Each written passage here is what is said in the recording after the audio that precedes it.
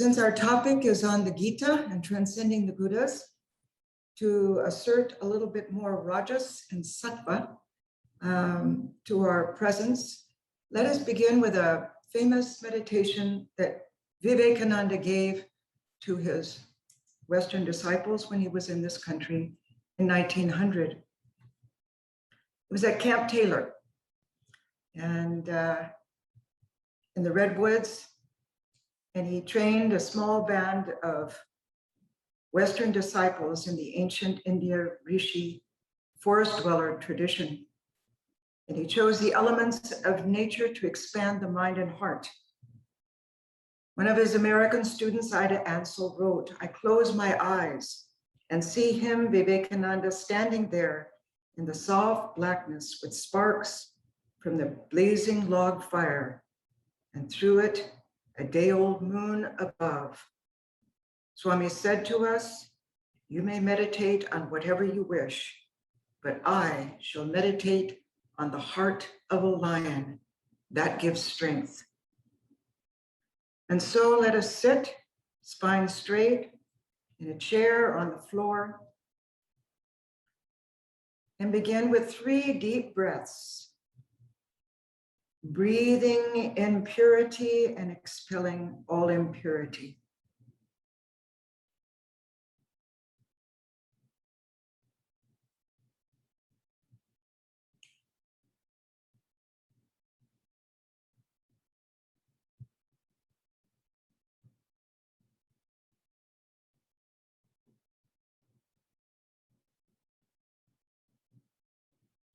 And 1 deep breath, breathing in strength and expelling all weakness, all low mundane thoughts.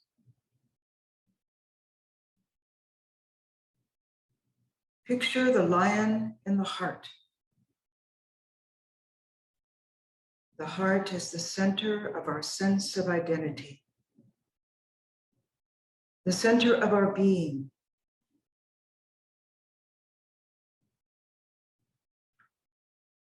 Dwell on the spiritual qualities represented by the lion.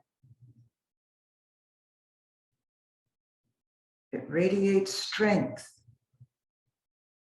fearlessness, majesty, mastery, freedom.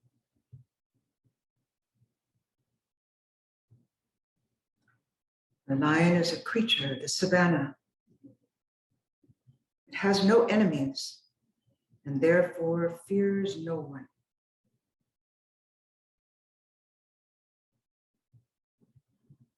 It knows it is a match for all circumstances.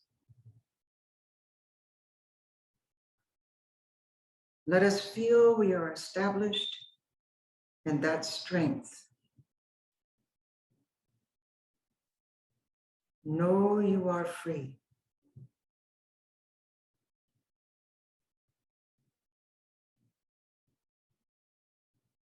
Strength blazes from the eyes of the lion. It illumines our heart.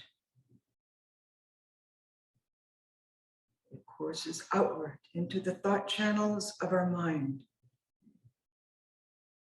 Our veins, the sinews of our arms, hands, feet.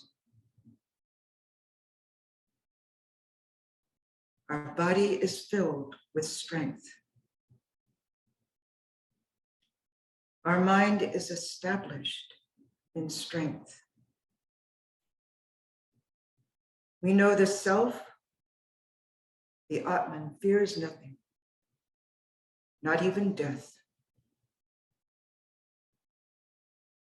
We are centered in that which transcends time, space, and all that belongs to this fleeting world of matter. Om Shanti, Shanti, Shanti.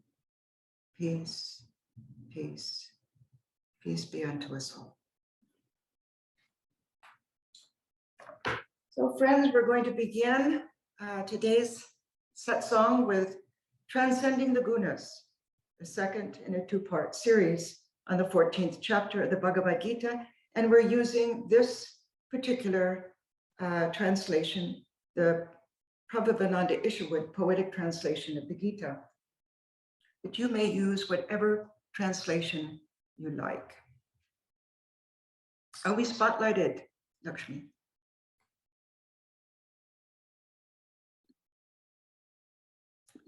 Yes, Mataji. So last Sunday, we discussed the three gunas: sattva, tranquility; rajas, greed and restlessness; and tamas, confusion, torpidity, and how they are present in each of us, and their interplay form the dynamics of our personality. In the human mind, one guna always predominates at any given time.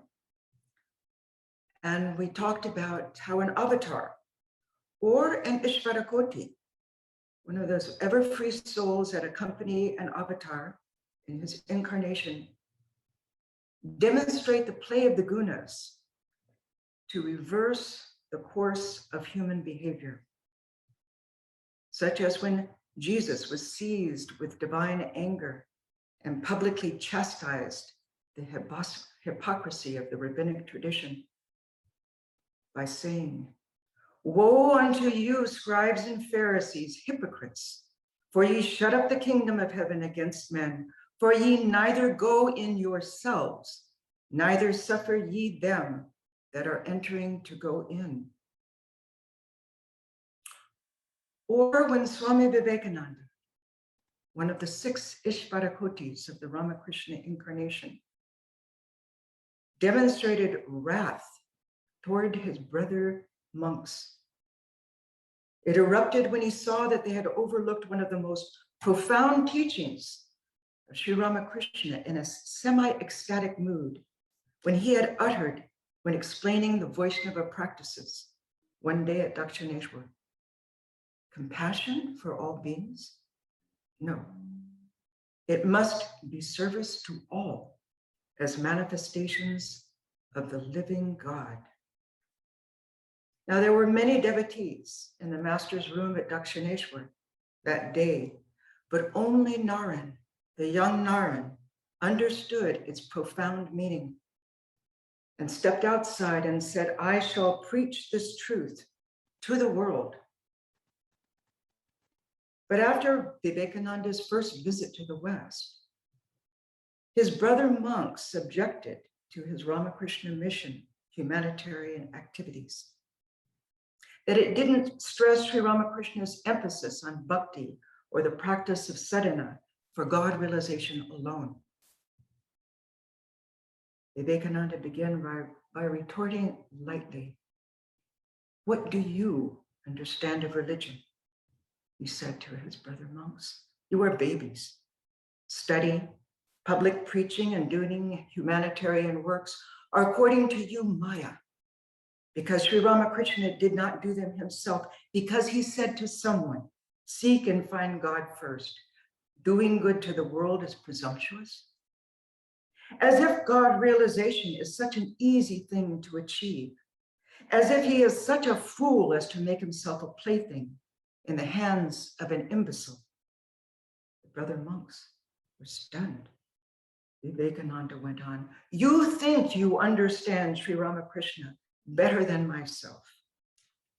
You think jnana is dry knowledge, to be attained by a desert path, killing out the tenderest faculties of the heart. Your bhakti is sentimental nonsense, which makes one impotent. Who cares for your Ramakrishna? Who cares for your bhakti or mukti? I am not a servant of Ramakrishna or anyone, but of him only who serves and helps others without caring for his own mukti." Vivekananda's voice became choked, his frame shook, and he ran from the room. His brother disciples were seized with fear, and they found Swami Vivekananda seated in meditation, body stiff, tears flowing, absorbed in bhava samadhi. After 1 hour, he arose, washed his face, came out of his room.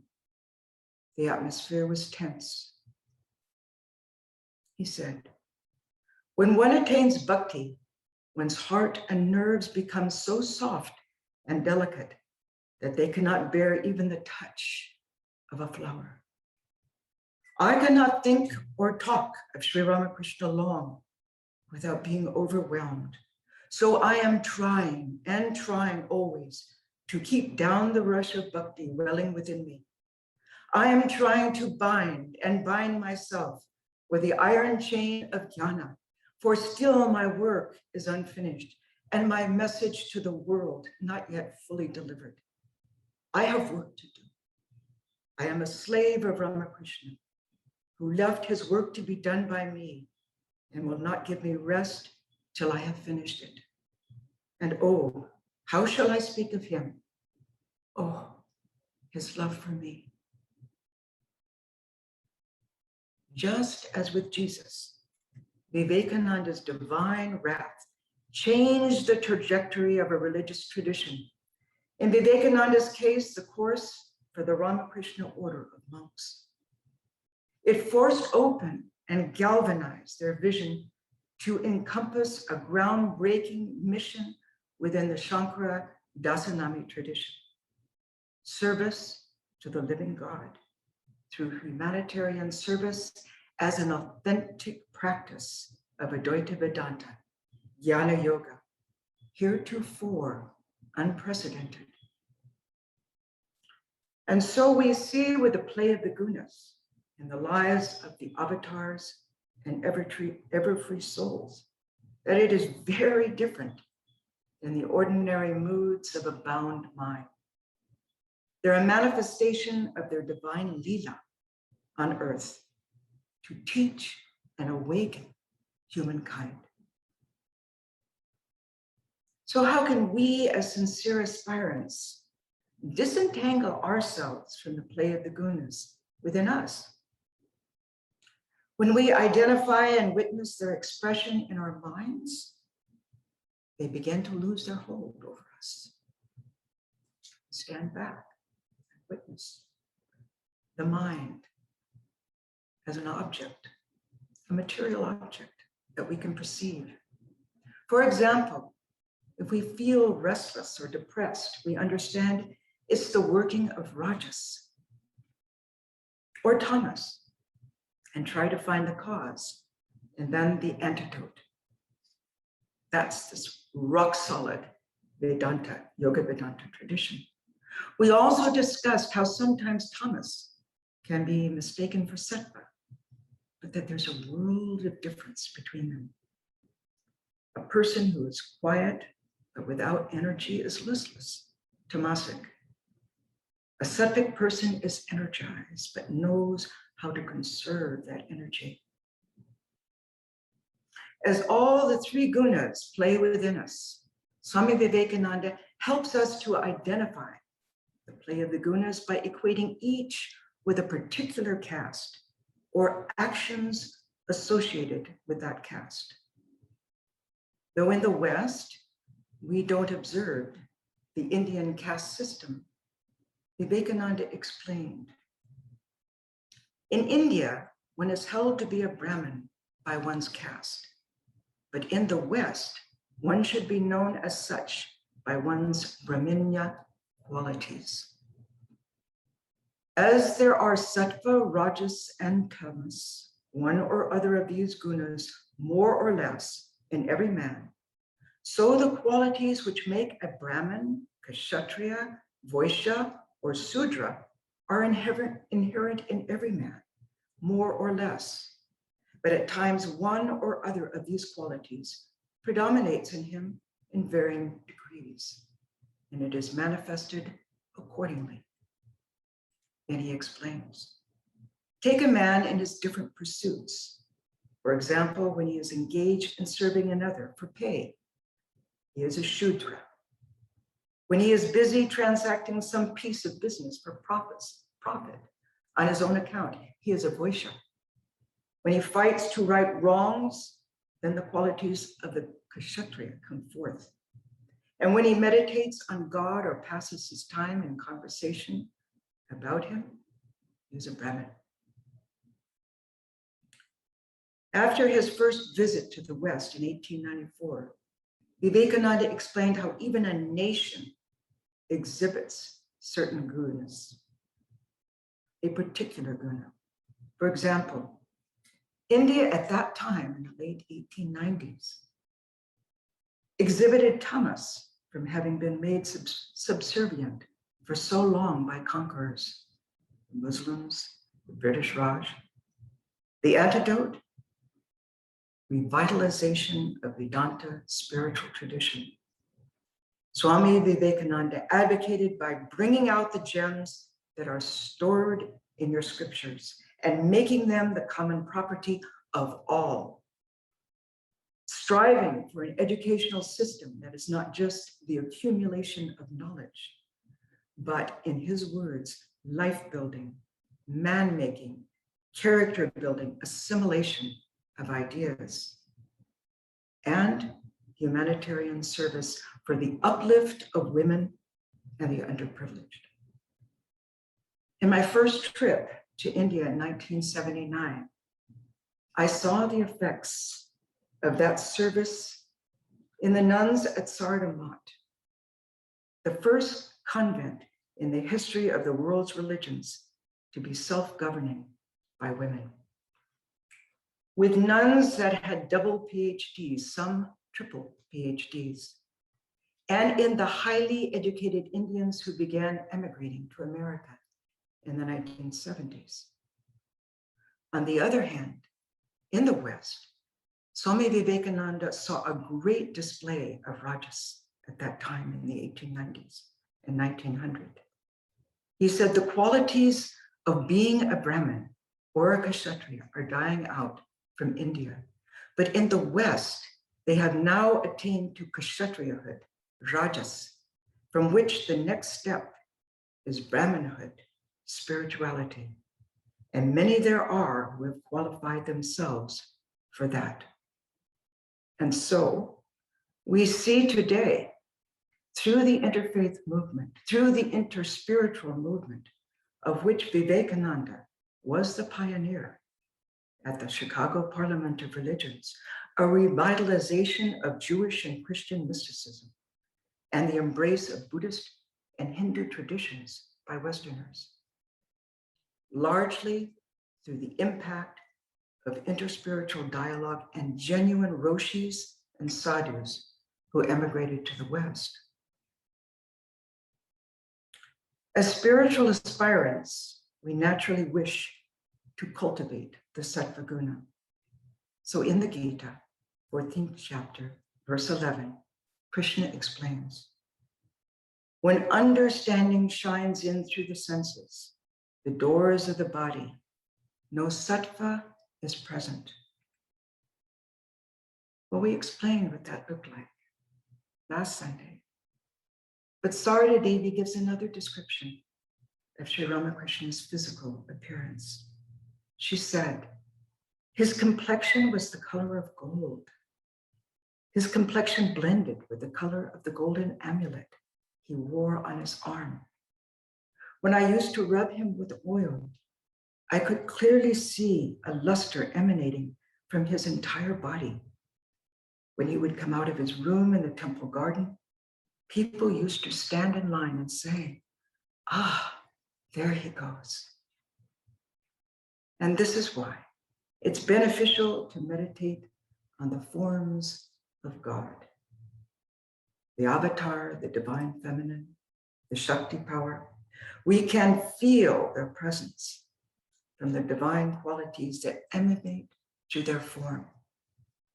Pure being, pure love, divine grace.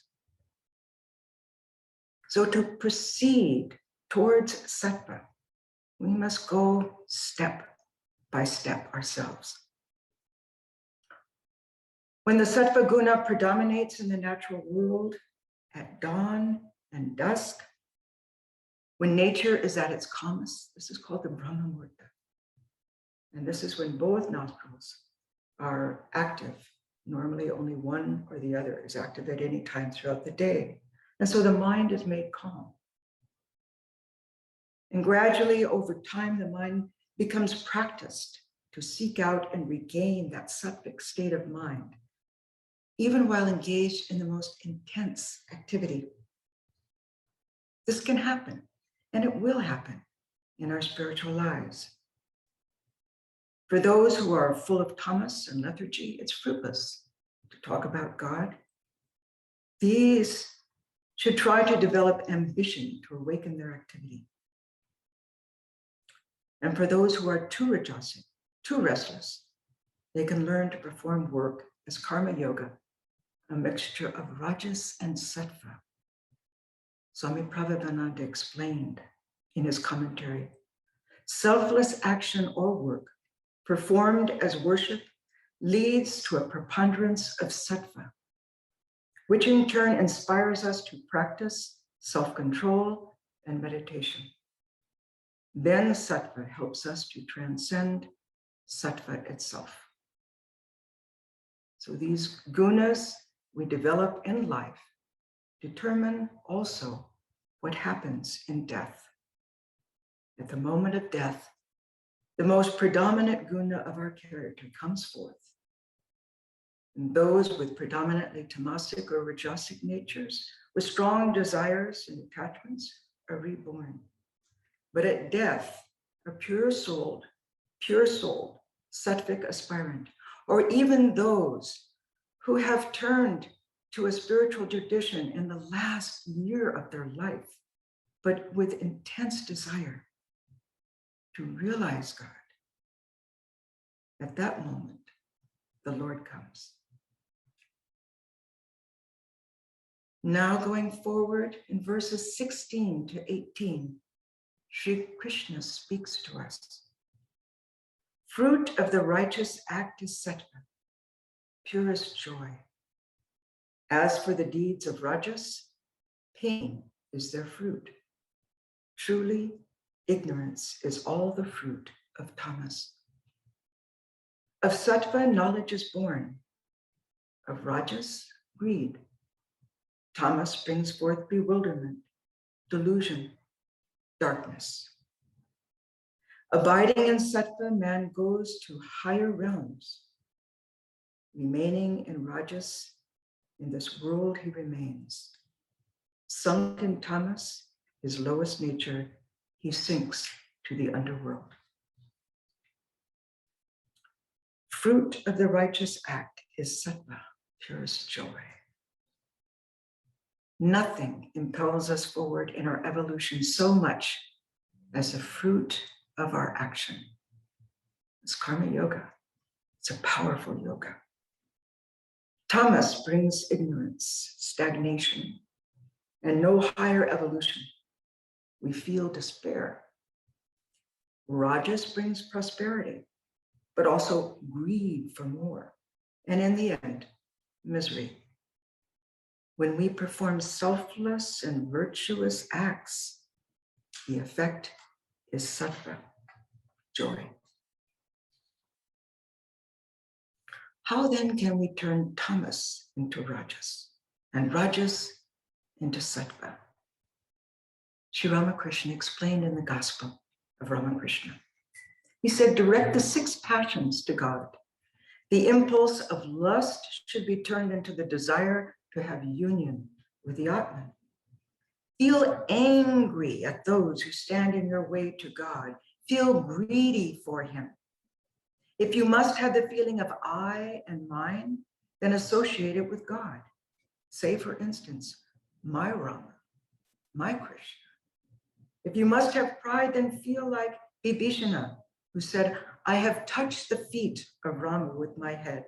I will not bow this head before anyone else. So turn everything Godward. Of sattva, knowledge is born. Krishna says, qualified gurus can instill knowledge in the disciple through their example, through their teachings, or even their scoldings, and sometimes especially through their scoldings. Or in the case of the avatar, knowledge is bestowed through his word, through his look, through his touch. As in Christ's life, he breathed on them the Holy Spirit, or he transfigured before James and John. This is the avatar. Another example, one day, Halatari, Sri Ramakrishna's nephew, questioned Ramakrishna, can a person make any spiritual progress worshiping Kali, the embodiment of tamas? Of course, Sri Ramakrishna was a worshiper of Kali. Sri Ramakrishna ran to the Kali temple and cried, Mother, is it true?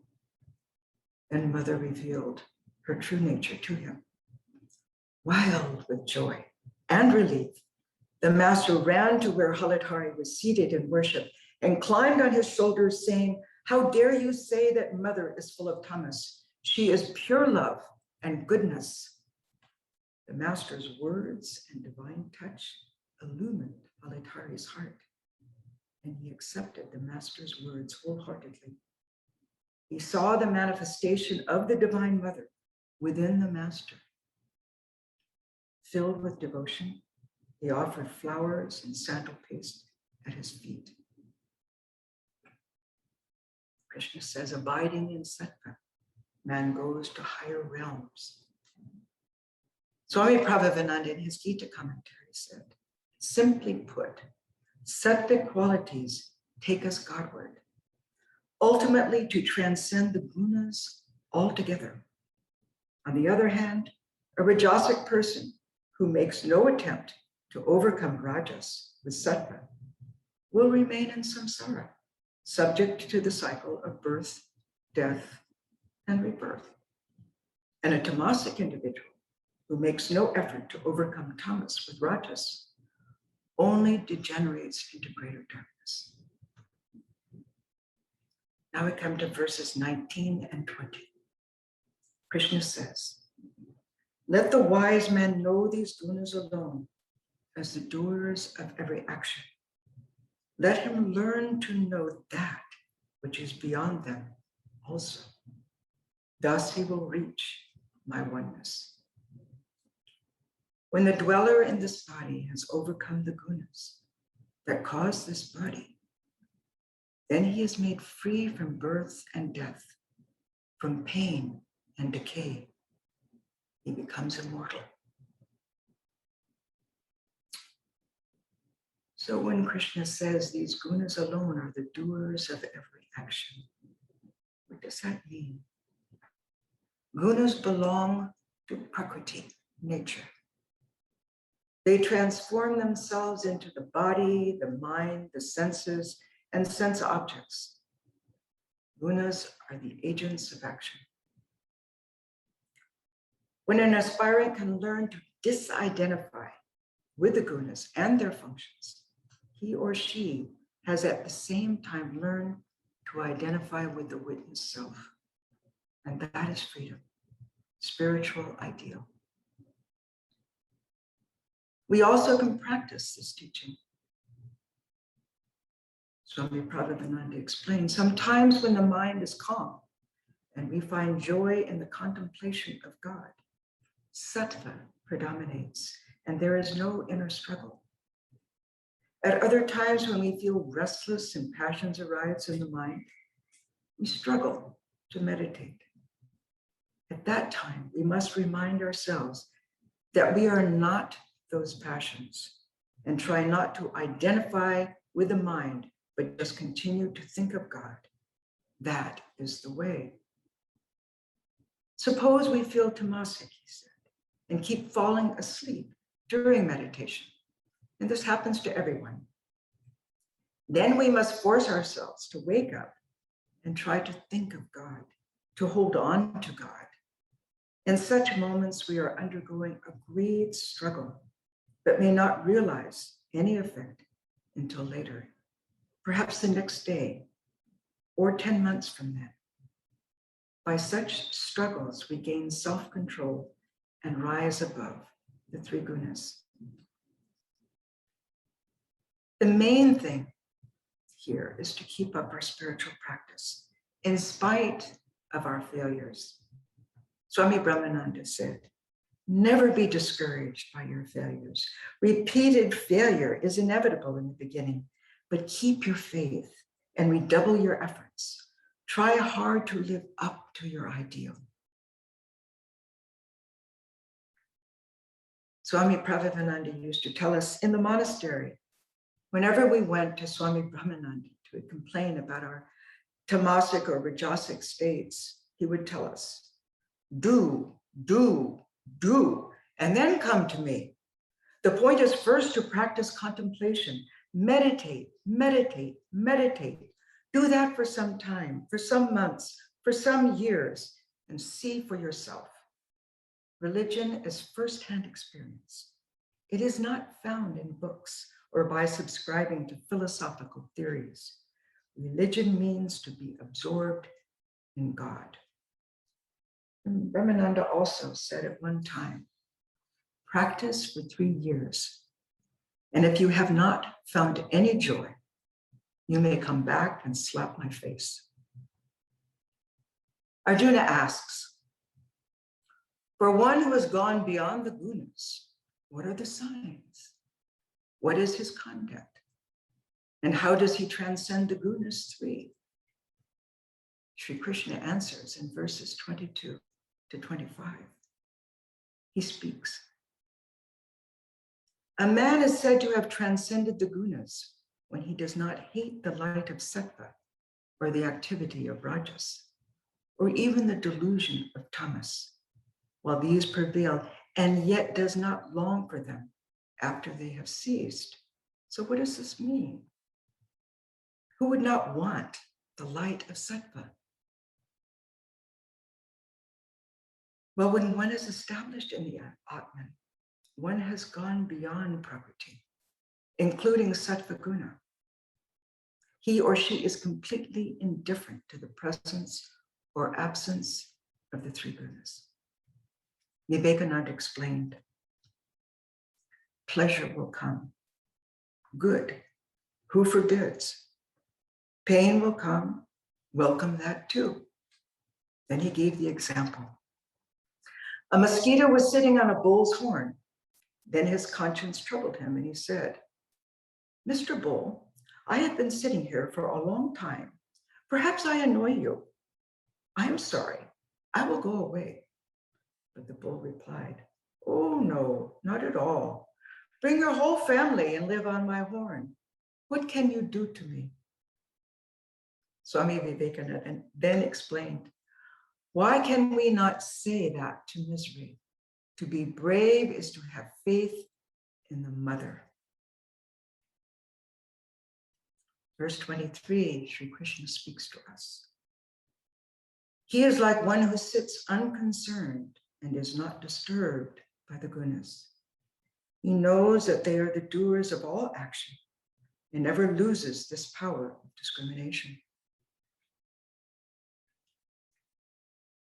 So when Arjuna asked for signs of a seer who has transcended the gunas, Sri Krishna gave him a detailed answer to not only help Arjuna recognize an illumined soul, but to provide these signs as qualities for an aspirant to imitate and try to incorporate them in his own life and advance spiritually. And we see this in the 2nd chapter of the Gita, when Arjuna asks Krishna, how does an illumined soul act, walk, talk? And then the succeeding verses are beautiful meditations that one can take with one throughout the week and meditate on them and thus transform yourself. Great Swamis tell us, we also can practice this. All of us can do this. When passions arise, we can try to feel separate from them, knowing ourselves to be divine and meditating on that divinity within. When laziness comes, we can struggle to keep alert, watching the mental workings of the gunas as we try to be the witness. Just as we can consciously move our fingers knowing that such action does not affect us. Similarly, watching the motion of our rising and falling thoughts, we can remember that the mind is separate from the self. We have a mind, but we are not the mind, because we can perceive our thoughts. And science tells us anything that we can perceive is material. And so the mind is subtle matter. Then we can enjoy the fun. This wonderful spiritual practice is successful only if we train the mind to think of God. Otherwise, we deceive ourselves and end up gratifying our desires.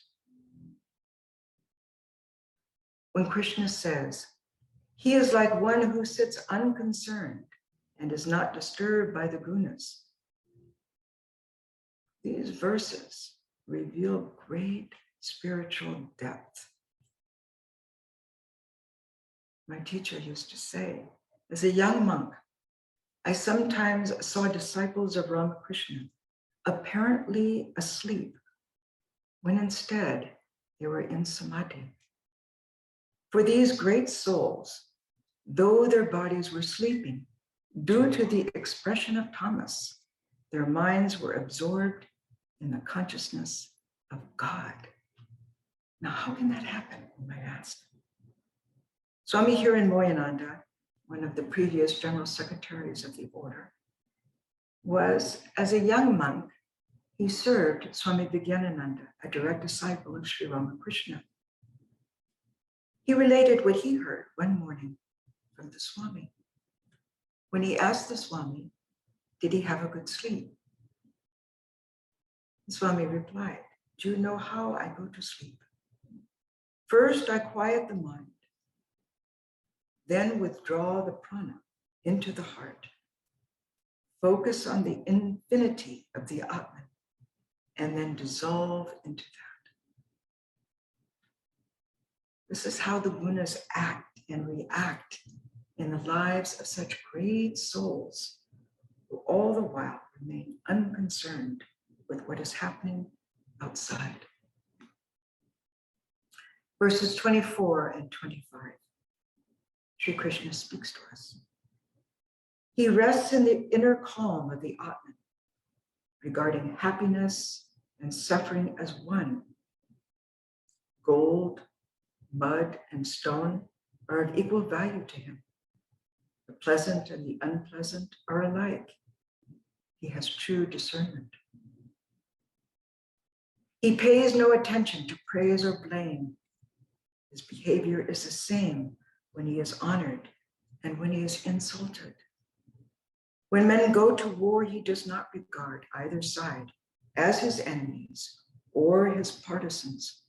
He feels no lack of anything, therefore he never initiates any action. Remember in Sri Ramakrishna's life, when he had mud and gold, he said, they're the same. He threw them both into the Ganges. Practices from the Gita. How can we emulate these characteristics of a soul who has transcended the Gunas? Swami Ranganathananda reminds us in his Gita commentary that as we age, we also gain the ability to relax our youthful overreactions when someone insults us. And we can say, let it go, and leave the insult with the abuser. He shared Sri Ramakrishna's advice. Ramakrishna said, when a person abuses you, you just hear what the person says and clear out what those words mean. Convert the words into letters, sounds, etc. The insult is just nothing more than a combination of letters and sounds. It's a wonderful technique. When Girish Ghosh used to abuse Sri Ramakrishna while he was drunk, the master told him, you utter many abusive and vulgar words, but that doesn't matter. It is better for these things to come out. There are some people who fall ill on account of blood poisoning The more the poison blood finds an outlet, the better it is for them. At the time when the pati, the limiting adjunct of a man, is being destroyed, it makes a loud noise, as it were. Wood crackles when it burns. There is no more noise when the burning is over. Of course, Sri Ramakrishna transformed Kirish into a saint. A number of our swamis have showed that detachment in the face of abuse. After a disgruntled monastic left the monastery, he wrote an abusive email to Swami Swahananda, who's the head of the Vedanta Society of Southern California, at that time and the founder of this center, a disciple of Swami Vivekananda. And Maharaj treated it like water off a duck's back. He tried in every way he could to advance that young man's spiritual and economic opportunities for many years afterwards. It was inspiring to witness. A devotee once asked Swami Pravrajika if he had ever been actively hated by anyone. And the Swami said, "Oh yes, I have had many like that, one after another." The devotee asked, "But what did you do about it?" The Swami said, "I prayed and prayed and prayed. That is the only way. And it does work. See the Lord in that person. When anyone has tried to hurt me, I have prayed for him. If I cannot forgive and forget, I am to blame." He said, "In this country, people have worshiped me and people have kicked me. And people who have kicked me have come back and bowed down to me."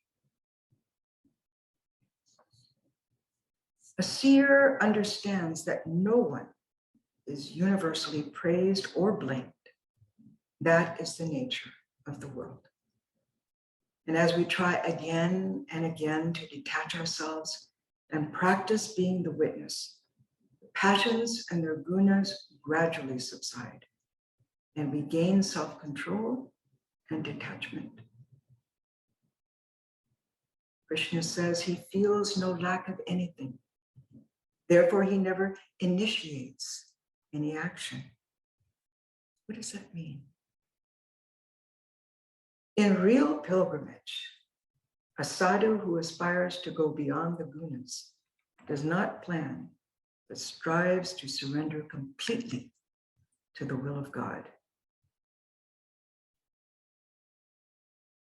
When Swami Akhandananda, the direct disciple of Sri Ramakrishna, accepted Swami Sarvagatananda, the future head of the Boston and Providence centers, into the Ramakrishna order in Bombay, he told him that he must make a pilgrimage to the Kankal ashram 1,000 miles away to join the monastery there. But he must go barefoot, without money, and his only food what chance might bring. The young 22-year-old Narayan had never walked more than 5 miles at any one time in his life. And on this pilgrimage, he almost died. After months of walking hundreds of miles, Narayan came to a long, deserted stretch, no people, and therefore no food for sustenance. Exhausted, he lay down on the side of a road, hungry, feet bleeding, half conscious.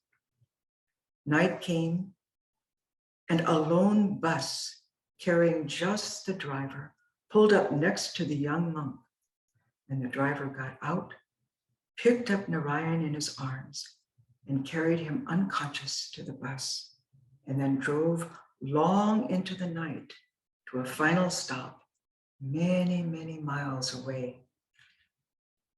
The driver carried the 22-year-old young monk into a hut and then drove off. When Narayan awoke, he found himself in a hut owned by a devotee couple with photos of Ramakrishna and Holy Mother on the wall. They fed him and nursed his bleeding feet and asked him where he had come from and where he was going, and promised him safe passage ahead. But when they asked Narayan how he had managed to find their hut, he described how a bus driver had stopped, picked him up in his arms, and drove him there. Astonished, the couple looked at each other and shook their heads. No, they exclaimed, there is no bus route along here or for many, many miles. Years later, when Swami Sarvagatananda would tell the story, he would weep at the grace he had experienced through self-surrender.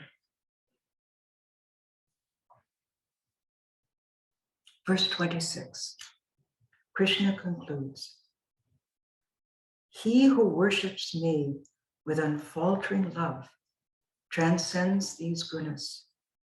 He becomes fit to reach union with Brahman. Swami Brahmananda said, like a fallen leaf tossed to and fro by the wind, the one-pointed man is content to remain wherever the Lord places him. He has no will or desire of his own. He can live in the world and at the same time dive into the ocean of knowledge and bliss. Without love, we cannot become absorbed in God, whether it be Christ, Krishna, Ramakrishna, Atman, or Brahman. Sri Ramakrishna said, infinite is God, and infinite are his expressions. He who lives continuously in the conscious of God, in the consciousness of God, and in this alone knows him in his true being. He knows him as impersonal, no less than as personal. So we come to the end of the 14th chapter with verse 27. Sri Krishna speaks to us, for I am Brahman within this body, life immortal that shall not perish. I am the truth and the joy forever. And so we will end with a guided meditation. Vivekananda's meditation on unity that he gave in the 6 lessons on Raja Yoga. So let's sit comfortably, but with spine straight, because the spiritual current travels along the spine, chest slightly forward. You may sit on the floor or in a chair, but keep your feet firmly planted on the ground if you're in a chair. Let's begin by taking in 3 deep breaths.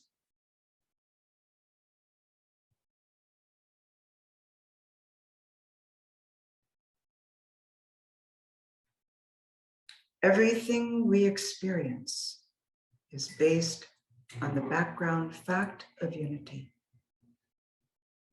Unity is within every experience and perception.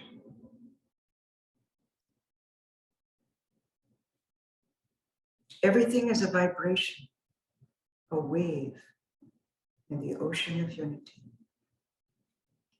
You can feel this here and now.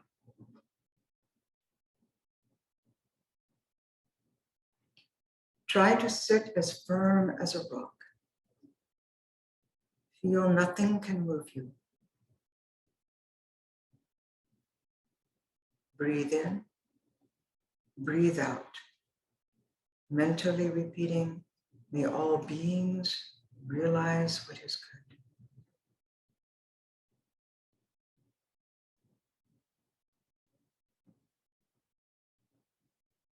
Hold the head and shoulders and the hips in a straight line, keeping the spinal column free.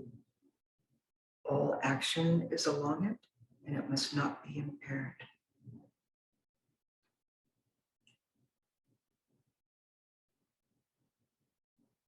Feel your body as an instrument rather than an obstacle in meditation.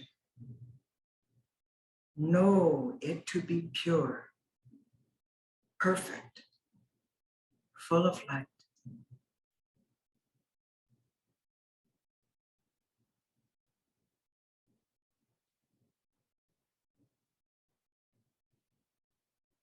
Mentally scan your body.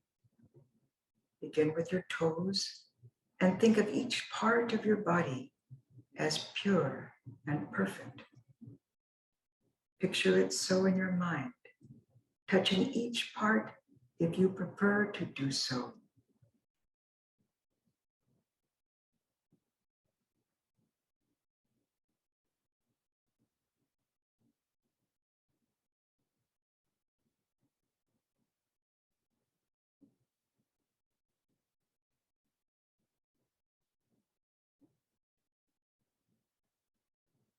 Pass upward bit by bit until you reach the head, thinking of each part of the body as perfect, lacking nothing.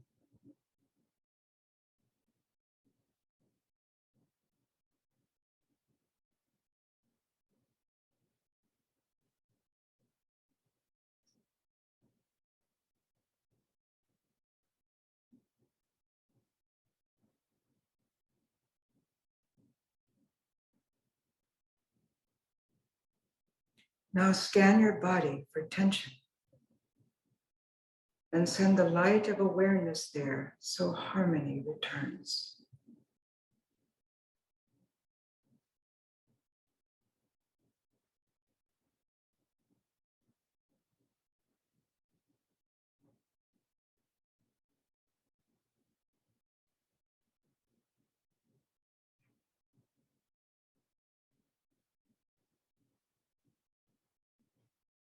Feel your body as a harmonious system of energy.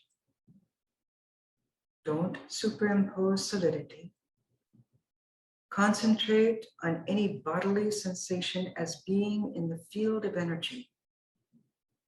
Your feet on the floor, hands touching. Feel those points of contact as weightless, floating.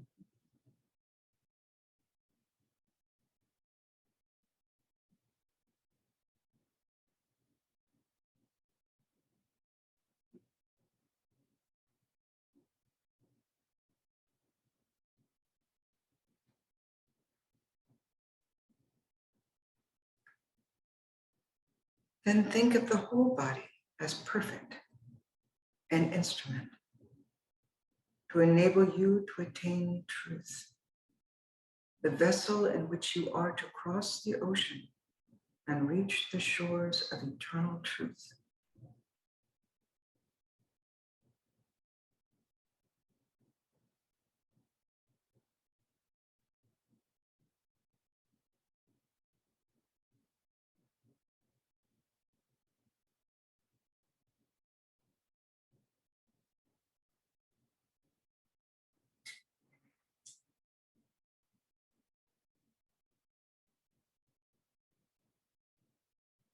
When this has been done, breathe in deeply and exhale completely. Take 4 such breaths, then breathe naturally.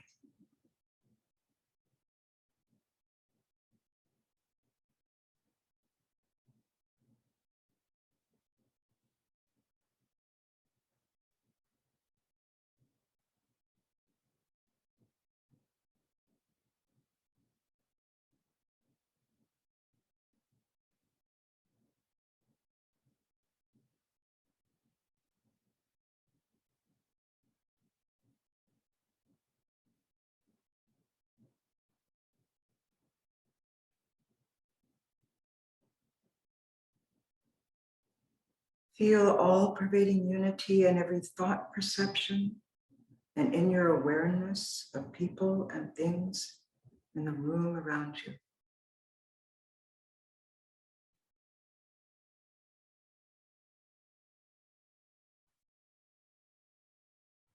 Let every thought be dissolved in the vibratory ocean of unity. and feel how the mind becomes formless, pervading everything.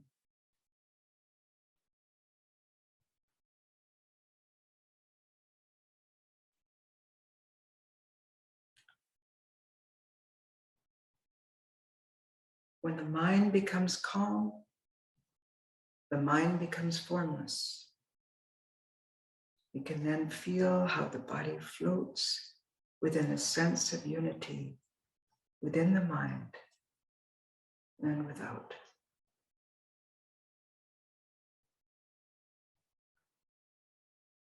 Om Shanti, Shanti, Shanti. Peace, peace, peace be unto us all.